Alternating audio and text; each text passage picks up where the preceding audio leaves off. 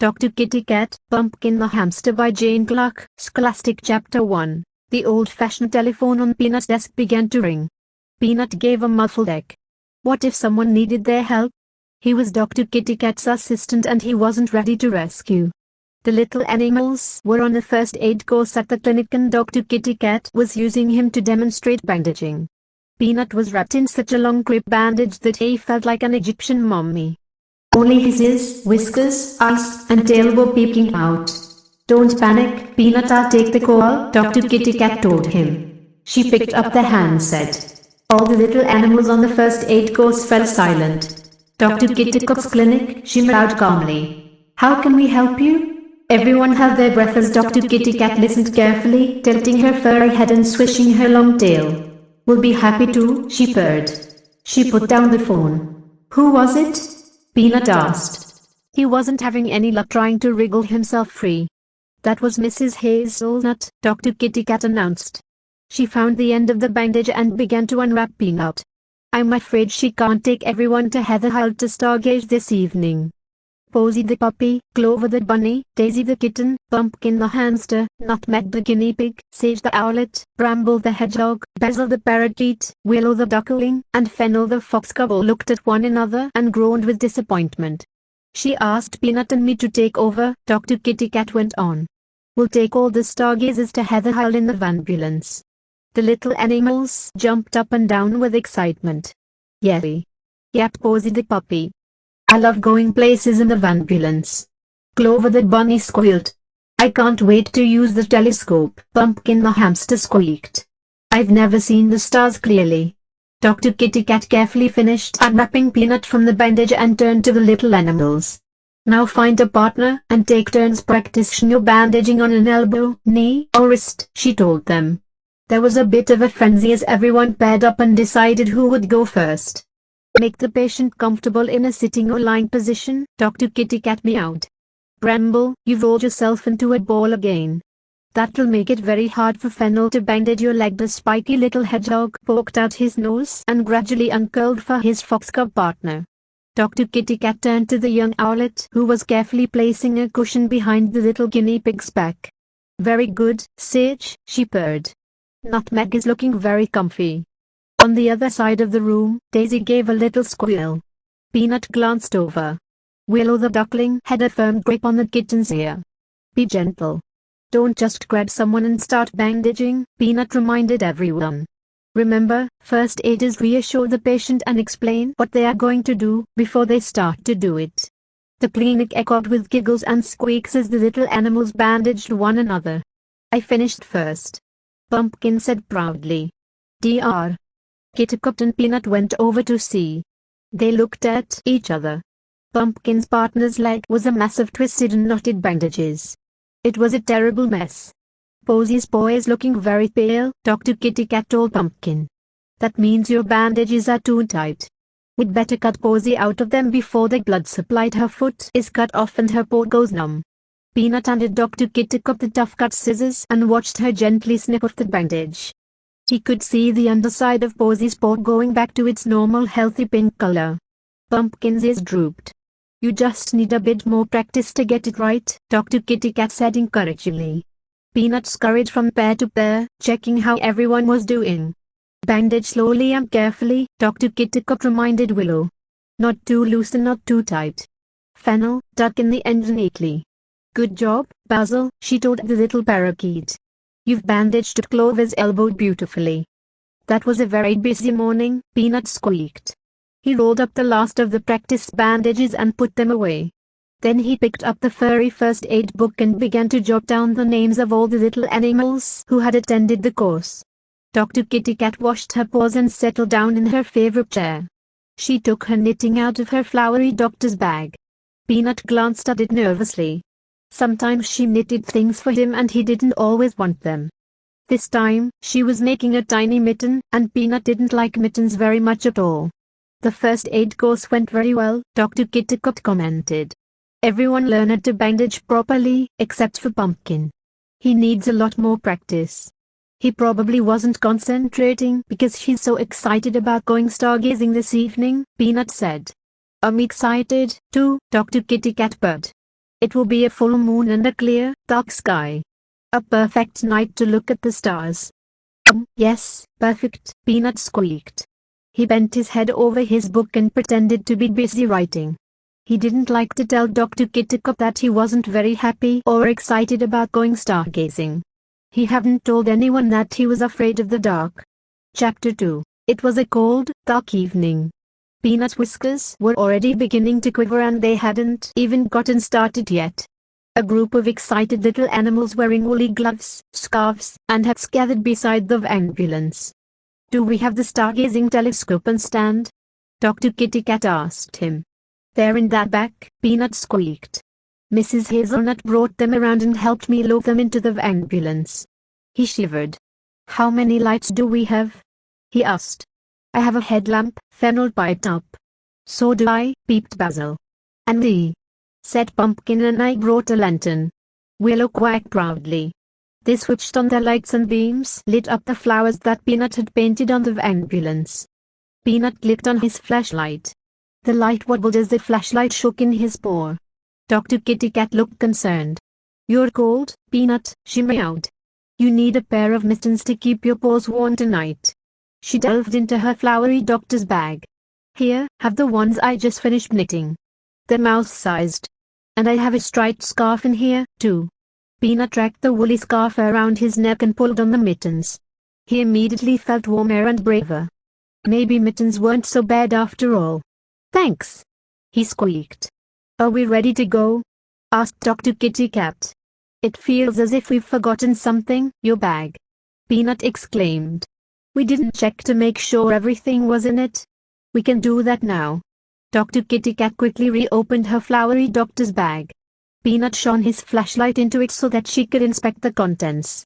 "Scissors, syringe, medicines, ointments, instant cold packs, pore cleansing gel, wipes," she murmured.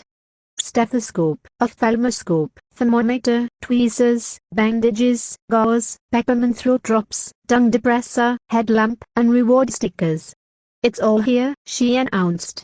"We're ready to rescue if there's an emergency." Dr. KittyCat opened the side door of the ambulance. "It's time to go. Hop in, everyone," she meowed. Posy, Clover, Daisy, Pumpkin, Nutmeg, Sage, Bramble, Basil, Willow, and Fennel piled onto the benched seats at the back of the ambulance. Peanut checked the seat belts were secure, closed the door, and scampered around to the passenger seat. He carefully pulled his tail out of the way before he closed his door and pulled on his belt. Beside him, in the driver's seat, Dr. KittyCat did the same. "Ready to roll?" she asked. "Ready to roll," chorused the little animals in the back.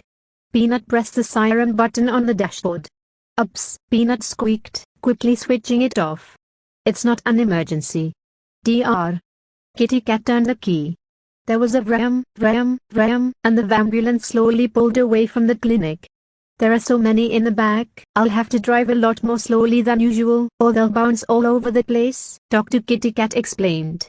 Peanut sighed with relief. Dr. KittyCat's fast driving often made him panic. He gazed out of the window. A bright moon was coming up, and he didn't feel scared at all as the ambulance rattled across the timber bridge. They rounded up and bent on all four wheels for a change, and rumbled through Thistledown. He only began to feel nervous when they left the town behind. The windy country road up the hill was lined with tall trees that were swaying in the wind. Spooky moon shadows squirmed across the road. Peanut's heart began to beat faster.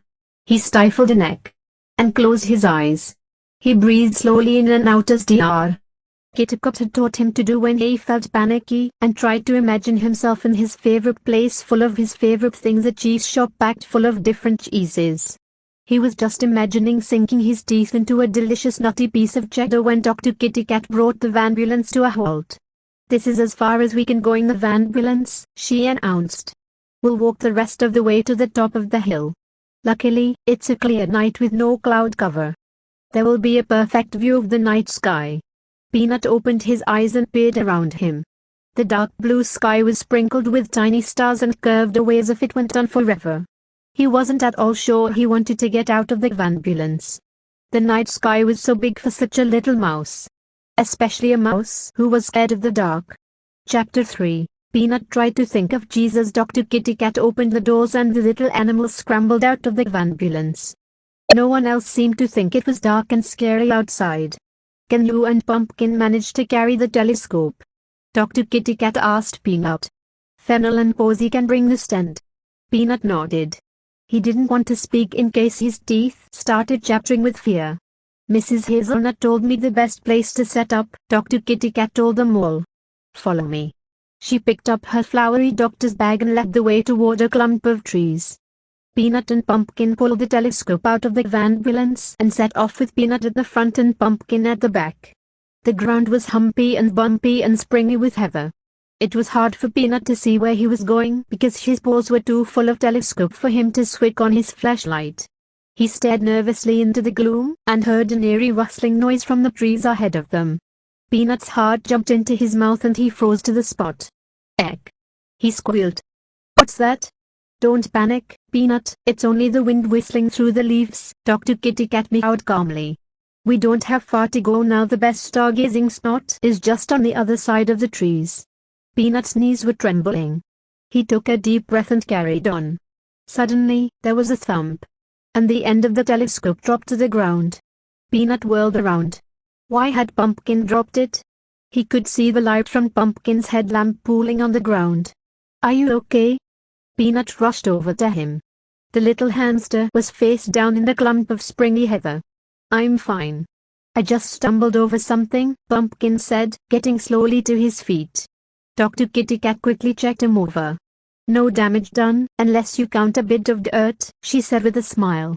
I'll take the end of the telescope while you catch your breath, Pumpkin, Basil volunteered. Thanks.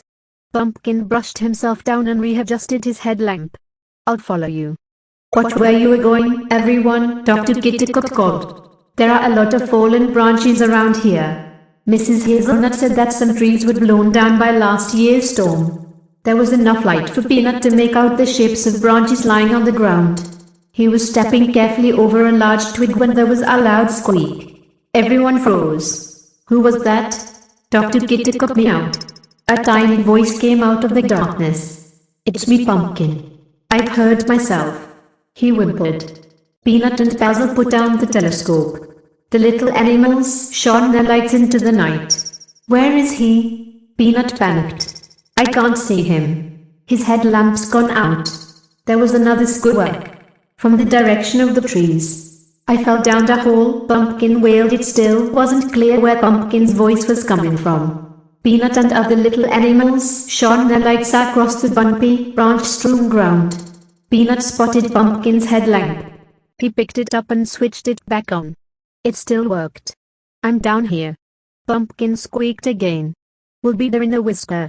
Dr. KittyCat called, following the sound and being careful not to fall over. Once she had found the spot, Peanut and other little animals slowly followed and gathered around. Pumpkin was lying on his back at the bottom of a hole left by an uprooted young tree. The hole was small, but quite deep, and Pumpkin was covered in leaves. We're here now, Pumpkin, Dr. KittyCat called. Everything will be fine. She turned to Peanut. I'm too big to get in this little hole, she told him. You have to go down and examine him before we try to get him out. Peanut nodded. He knew how important it was not to move a patient before all the right checks had been made. But the hole was very, very dark. The thought of it made his whiskers quiver and his knees knock. Peanut's heart began to beat faster. There he climbed down into the dark. Chapter 4. Peanut took a deep breath. I'm a furry first aider, he told himself. I can't let Pumpkin and Dr. KittyCat down. His paws shook as he took off his mittens and pulled on Pumpkin's headlamp. Shine your lights here, he squeaked. The little animals focused beams of light on the hole. Peanut could see tiny tree roots poking out the sides, like a mass of wriggly worms. Peanut gulped. His heart thumped wildly as he scrambled down the grassy sides of the hole. But the instant he was beside Pumpkin, he forgot to be scared of the dark. He was ready to rescue. You're safe in our paws, he reassured Pumpkin as he brushed the leaf mold away from the little hamster. Peanut gave a sigh of relief. Pumpkin didn't look as if he was badly injured. Can you tell me where it hurts? Peanut asked. It's my ankle, Pumpkin moaned. Don't forget to check to make sure Pumpkin hasn't hurt his head, back, or neck. Dr. KittyCat called down. My head is fine, Pumpkin groaned, as Peanut examined him and checked he was breathing normally. I need to check you all over before I can move you, Peanut squeaked. He knew just what to do. Can you wiggle your fingers and toes for me? He asked. He watched as Pumpkin wiggled all 4 paws. Very good, he told Pumpkin. Now, try to move your tail a tiny bit. The hamster's stubby little tail twitched. Peanut smiled. I think Pumpkin's only hurt his ankle, Peanut called up to Dr. KittyCat. Good. You're doing really well, both of you, Dr. KittyCat meowed down. Now, Peanut, I need you to gently run your paws over Pumpkin's ankle and tell me if it feels twisted or swollen or hot, or out of place at all. Don't worry. I'll be very gentle, Peanut told Pumpkin as he followed Dr. KittyCat's instructions. My ankle doesn't hurt much now, Pumpkin told him. It's just a bit sore and itchy. Pumpkin's ankle feels fine to me, Peanut called up to Dr. KittyCat. He says it doesn't hurt so much now. It doesn't sound as if Pumpkin has broken his ankle, Dr. KittyCat meowed. I think he probably has a mild sprain from turning his ankle awkwardly when he fell down the hole. Can I get out of here now? Asked Pumpkin. Peanut just needs to do one more test to make sure it's safe to move you, Dr. KittyCat called. He'll use the ophthalmoscope. I'm lowering it down now. Peanut reached up and took the ophthalmoscope from Dr. KittyCat's outstretched paw. The special doctor's instrument was for examining eyes without dazzling the patient. I'm going to look in both of your eyes to make sure you won't get dizzy when you move, Peanut told Pumpkin. He carefully held the ophthalmoscope to each eye in turn. Pumpkin's eyes look fine, Peanut squeaked. You can pull him out now. Peanut flattened himself against the side of the hole as Dr. KittyCat stretched down her furry paw. Pumpkin grabbed hold of it and Dr. KittyCat hoisted him up. Peanut scrambled out of the hole. Pumpkin was sitting on the ground next to it, while Dr. KittyCat gently examined his ankle. Peanut gave the headlamp back to Pumpkin, then carefully replaced the ophthalmoscope in Dr. KittyCat's bag, brushed the earth off his scarf and fur, and put his mittens back on. Thank you, Peanut, Dr. KittyCat murmured. You did very well down there. I don't know what I'd do without you. Peanut felt his ears go pink. How are you doing? He asked a little hamster. Pumpkin burst into tears. I didn't see where I was going. He wailed. And now I'm spoiling the stargazing for everyone. There, Dr. KittyCat purred. Everyone can keep looking at the stars. It's only a mild sprain. You'll soon be as good as new again. We'll bandage you up like you learned to do in the first aid class this morning. Can I do it? Basil peeped. You said my bandaging is very neat. My bandaging is very good, too, Posy yacked. And mine, hooted Sage. I'd like to bandage Pumpkin's ankle. Let me do it, please. It's wonderful to have so many volunteers, Dr. KittyCat said, smiling, but I think Peanut should put on the support bandage. He's shown us all what he can do tonight, and he's an expert at bandaging, too. Peanut felt as if he would burst with pride. While you do that, I'll set up the telescope, Dr. KittyCat told him. The little animals gathered around as Peanut opened Dr. KittyCat's bag and took out a bandage. He unrolled the end and held it in place on Pumpkin's foot. Then he carefully unraveled the bandage as he wrapped it over and over in a neat figure eight around Pumpkin's ankle and foot. He made sure it was not too tight and not too loose and tucked in the end neatly. You shouldn't put too much weight on your ankle for a day or two, Peanut told Pumpkin. Sit here for a moment with your leg raised while I find you a pair of crutches. Peanut scampered over to the fallen branches and found 2 hamster-hide twigs with a V-shaped end. Put the V-shapes under your arms and lean on these, he told Pumpkin. Everyone clapped paws and wings as he helped Pumpkin to his feet. There's just one more thing I have to do, Peanut remembered. He rummaged in Dr. KittyCat's flowery doctor's bag and found Pumpkin a sticker that said, I was a perfect patient for Dr. KittyCat. Pumpkin smiled as Peanut stuck it on his pom-pom hat. Now it's time to do some stargazing, Peanut announced, and he led the youngsters to the stargazing spot where Dr. KittyCat was waiting. Good work, Peanut. Dr. KittyCat purred as she examined Peanut's work. That's the perfect bandage. She turned to the little hamster. Pumpkin, I think you should have the first turn at the telescope. Pumpkin hobbled up. The planet Venus is the brightest star in the sky tonight, Dr. KittyCat told everyone. It's very easy to spot. I can't see it, Pumpkin squeaked. The sky looks all fuzzy. There must be paw prints on the lens of the telescope, Peanut murmured. He took a piece of gauze from Dr. KittyCat's bag and polished the circular glass. He put his eye to the telescope and gazed at the night sky. Venus looked huge. It was wonderfully sparkly. I can see Venus clearly, he said. Take another look, Pumpkin. Pumpkin pressed his eye to the lens and screwed up his furry face in concentration. It's still all blurry, he said. Peanut tummy gave a lurch. He shone his flashlight on the furry first aid book and flipped through it. Egg. He squeaked. Things can look blurry when you've been hit on the head. Pumpkin said his head was fine, so I didn't check to see if there were any bumps or bruises. I must have missed something. Chapter 5. Don't panic, Peanut, Dr. KittyCat meowed calmly. We can work this out. Do you have a headache, Pumpkin? Pumpkin shook his head. Dr. KittyCat looked him over carefully. There are no signs of any bumps or scrapes or bruises on your head, and your eyes look fine, she murmured. I have a bruise on my knee, Pumpkin said helpfully. That's from when I tripped the first time. Why did you trip, do you think? Dr. KittyCat asked him. I couldn't see where I was going. That's not surprising. It's very dark, Peanut squeaked. But you could see enough to step over those branches, couldn't you, Peanut? Dr. KittyCat said thoughtfully. And so could I, and so could Bramble and the others. Everyone nodded in agreement. Dr. KittyCat looked serious for a moment. Then her eyes sparkled like the stars in the sky. Your head is fine, Pumpkin, she meowed. So what is wrong with him? Peanut squeaked. There's nothing wrong, Dr. KittyCat purred happily.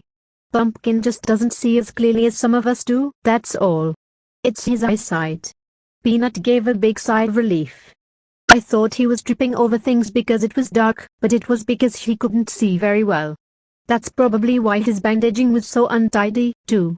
It's easy to fix, Pumpkin, Dr. KittyCat reassured the worried-looking hamster. All you need is a pair of glasses. But I don't want to wear glasses, Pumpkin howled. Everyone will laugh at me. No one in Thistletown would be that unkind. Dr. KittyCat looked at the small animals. You won't laugh, will you? They shook their heads solemnly. Pumpkin gave a weak smile. Good, said Dr. KittyCat. Now, who wants our turn to look through the telescope? There was a chorus of me, as all the little animals except Pumpkin dashed to form a line. From up here, you can see lots of stars even without a telescope, Dr. KittyCat told the stargazers as they waited for their turn. They all gazed up at the glittering sky. We're looking at the Milky Way, Dr. KittyCat explained. That's a galaxy of stars. Pumpkin sighed as everyone nodded and nodded. I'm sorry you're missing out on that. They all gazed up at the glittering sky. We're looking at the Milky Way, Dr. KittyCat explained. That's a galaxy of stars. Pumpkin sighed as everyone nodded and nodded. I'm sorry you're missing out on the stargazing, Peanut told Pumpkin. Let's practice walking with sticks and keeping your injured foot off the ground. He picked up 2 mouse-sized sticks and the 2 of them hopped around the springy heather. This is fun. Pumpkin squeaked. It is, agreed Peanut, and he suddenly realized that he'd been so busy, he'd totally forgotten he was afraid of the dark. He wasn't scared at all. What an exciting night it's been, Dr. KittyCat purred as they packed everything and everyone back into the ambulance. It was amazing. Peanut agreed. He was worn out by all the excitement, and so was everyone else. One by one, the tired little animals fell asleep as Dr. KittyCat drove carefully back to Thistletown. Peanut's head nodded against his chin. He wished he was in his comfortable bed in the special cabin in the roof of the ambulance. He never felt relaxed enough to sleep in the front seat when Dr. KittyCat was driving. Wake up everyone, we're back at the clinic, Dr. KittyCat called. Peanut shook himself awake. He'd been dreaming of being a taste tester in a cheese factory. It was almost as good a job as being a first aider. I went to sleep while you were driving, he gasped in disbelief. You certainly did, Dr. KittyCat said with a laugh. You were snoring the loudest of all. The sleepy little animals said good night and set off for their homes. Pumpkin, come to the clinic tomorrow for an eye test, Dr. KittyCat told him. Once I have the results, I shall be able to order a special pair of glasses for you. When you wear them, your eyesight will be even better than mine. Chapter 6. It was 1 week later. Peanut peeked out of the clinic window. There's a very long line of youngsters outside, he squeaked. It's not a special day at the clinic and none of them look sick. I wonder why they've come to see us. There's only one way to find out, Dr. KittyCat meowed. She pulled on her white coat and opened the door. How can we help? She asked. Sage was at the front of the line. We've all come to have our eyes tested, like Pumpkin, Sage announced. That's a good idea, Dr. KittyCat purred. Everyone should have their eyesight checked regularly. Eyes are so important. It will only take a moment for us to get everything ready. Peanut rushed around helping Dr. KittyCat set out her eyesight chart, the eye drops, the ophthalmoscope, and the special glasses she used to test how well each eye was working. Ready, he announced. Sage hopped into the chair. First of all, I shall put drops in your eyes, Dr. KittyCat told her. It won't hurt at all. It makes the pupils bigger so I can see into your eyes better. Dip your head back a little. Peanut handed Dr. KittyCat the eye drops and she gently squeezed a drop into each of Sage's eyes. The little owlet blinked. Next, I shall look at the back of each eye to check that they are focusing properly. Stay nice and still. Dr. KittyCat peered through the ophthalmoscope. That's very good, Sage. Now it's time for the eyesight charts, Peanut. I have them right here. Peanut took the rolled up charts and scampered to the end of the room. He chose one and held it up. The chart was covered with pictures of different animals. They were in lines, the biggest at the top and tiny ones at the bottom. Tell us what animals you can see, Sage, he squeaked. I can see them all, Sage hooted. Peanut pointed to outlines of tiny animals on the bottom line of the chart. Sage rattled them off. Rabbit, snail, butterfly, mouse. Perfect, Dr. KittyCat purred. The final part of the test is to make sure you can see equally well out of both eyes. To do that, I need to cover up each eye in turn. She took a pair of glasses with one lens open and one lens like a pirate's patch and popped them onto Sage's beak. Peanut held up a different chart for Sage to read. She gave the names of all the animals on it. Dr. KittyCat moved the patch to the other side of the glasses, and Sage repeated the test with her other eye. Your eyesight is fine, Sage, Dr. KittyCat confirmed with a smile. You don't need to wear glasses. I don't. Sage sounded a bit disappointed. But I can have a sticker, can't I? Of course. Dr. KittyCat took one from her bag. Sage hopped happily down from the chair and shuffled her feathers. Next, she announced. Posy bounded eagerly. Dr. KittyCat and Peanut rushed off their feet testing all the little animals. All of them had perfect eyesight and all of them wanted stickers. They were about to put everything away when Pumpkin turned up. I love your glasses. Dr. KittyCat meowed. They look really cute on you. I've only been wearing them a day, but everyone I've met says that, Pumpkin said with a grin. No one's laughed. I think they're all a bit jealous. That would explain why everyone turned up today wanting an eye test, Dr. KittyCat said with a giggle. They all want glasses, too. Glasses are awesome. Pumpkin exclaimed. I can see everything clearly now. Before, I thought everyone saw the world like I did, with fuzzy edges. No wonder I fell over all that time. How's your ankle? Asked Peanut. It's good to see you don't have crutches or a bandage anymore. But I hope that's not because my bandage fell off. It didn't. I took it off because my ankle's completely better now, Pumpkin told him. I came in to say thank you and to show you my new glasses, of course. It's great to see you looking so well, Dr. KittyCat purred. And it's all thanks to Peanut. It wasn't just me, Peanut said modestly as Pumpkin waved goodbye. You were very brave that night, Dr. KittyCat went on. Especially since you were so afraid of the dark. I didn't think you knew. Squeaked Peanut. I did, Dr. KittyCat said with a smile, but it didn't make me think less of you.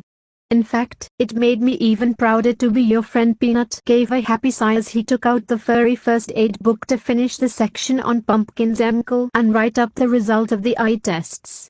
A picture of a very happy Pumpkin wearing his new glass popped into his mind. Pumpkin's glasses would look cool and cute on me, Peanut thought. He scrunched up his eyes and peered at the words he was writing. Was it his imagination or did they look a bit blurry? Do you think I need glasses? He asked Dr. KittyCat hopefully. There's only one way to find out.